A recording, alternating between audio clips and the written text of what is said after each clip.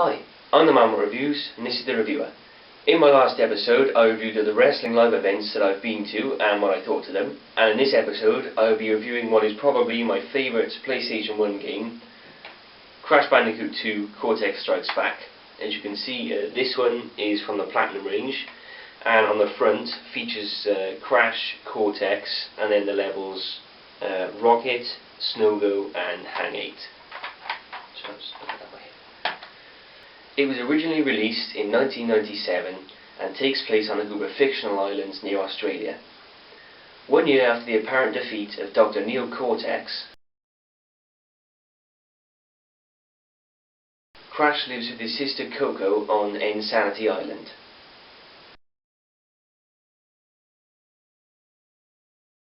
On the island, Coco attempts to finish a program on her laptop before the battery dies, but eventually it does die, so she makes Crash go home to get her a new one. On his way home, Crash is abducted and finds himself in an ancient warp room, where a hologram of Cortex instructs Crash to bring him crystals. After Crash gets the first crystal, Cortex tells him of an upcoming destructive force and asks Crash to collect all the crystals so that he can stop it. After this, Crash sees another hologram, this time of Dr. Nitrous Brio,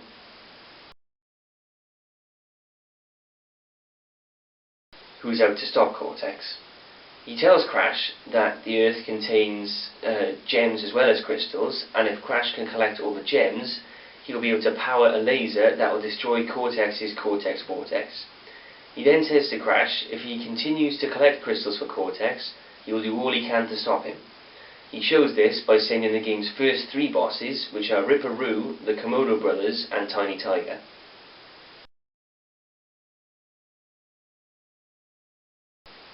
Coco doesn't trust Cortex, and often hacks into his hologram projector to warn Crash of Cortex's true intentions.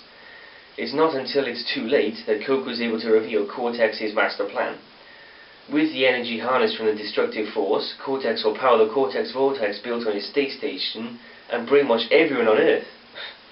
Luckily, Crash defeats Cortex before this happens, and he decides to redeem himself by collecting all the gems for Embryo. The game ends with Crash activating the laser, which destroys both the Cortex Vortex and the entire space station. So, that's the story.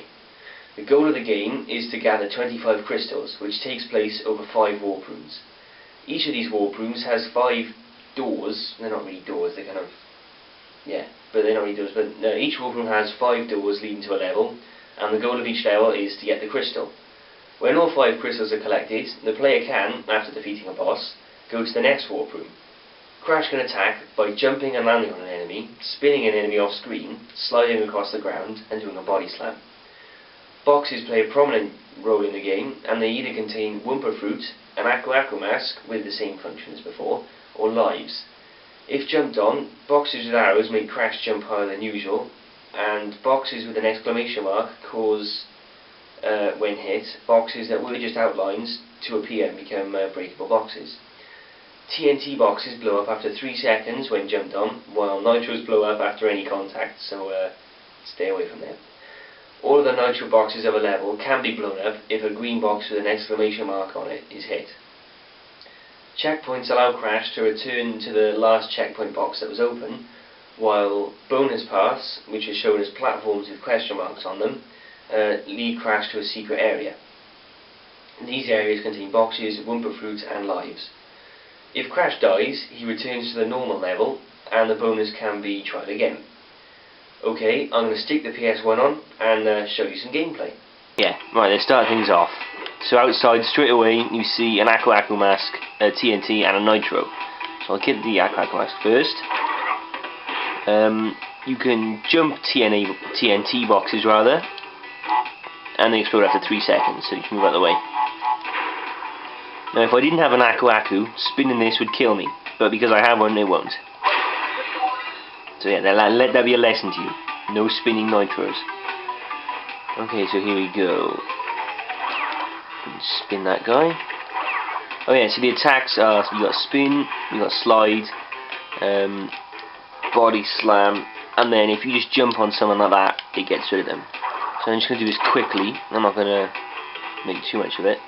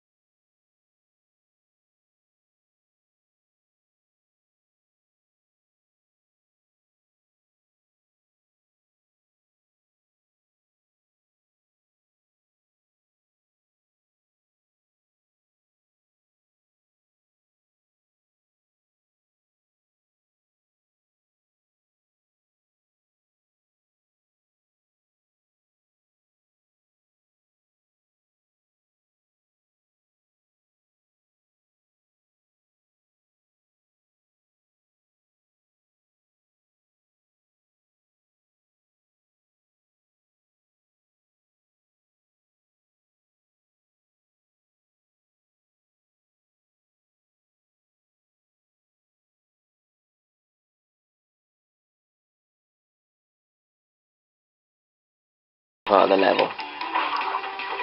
This is a green box, so don't forget to swirl the green box, because you won't get your box gem for that. Watch out for the penguin. There we go. Okay, so there's the crystal. So that's one of the things you need at this level, out of 3. I'm pretty sure I'm about to get the second one in a minute. I nearly died. By here. So you do that. There we go. Then jump and you hit a box which makes these 2 appear. So you get those 2, and there's the end up there. So out of 3, because you saw the red gem earlier, I should have 2. There you go. So that's 2 of them. And there we go.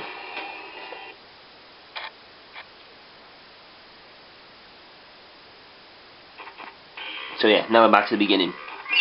So the gem on the right, by that end, is a box gem. And the gem on the left, that one, is like a certain event. So in this one, I'll get rid of that. That's just a hologram thing. So in this level, you had to go on a special path. On that level, it was don't collect any boxes. That's on a timer, and there's only a box gem for those 2. So yeah, that's the first warp room. So when you want to, if you complete it rather, you just step on the middle, and then it takes you up to face a boss. So if you've beaten the boss, it takes you to the next warp room. So, what do you think of what I've showed you? To close, I really enjoyed this game, and I think it's the best game in the series, and I would definitely recommend it to anyone.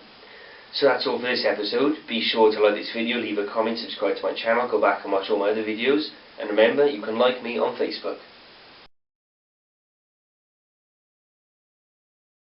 He then says to Crash if he continues collecting Cortex. Oh, bum, bum, bum, bum, bum, bum, bum, bum. That would be a good outtake, I'll keep that.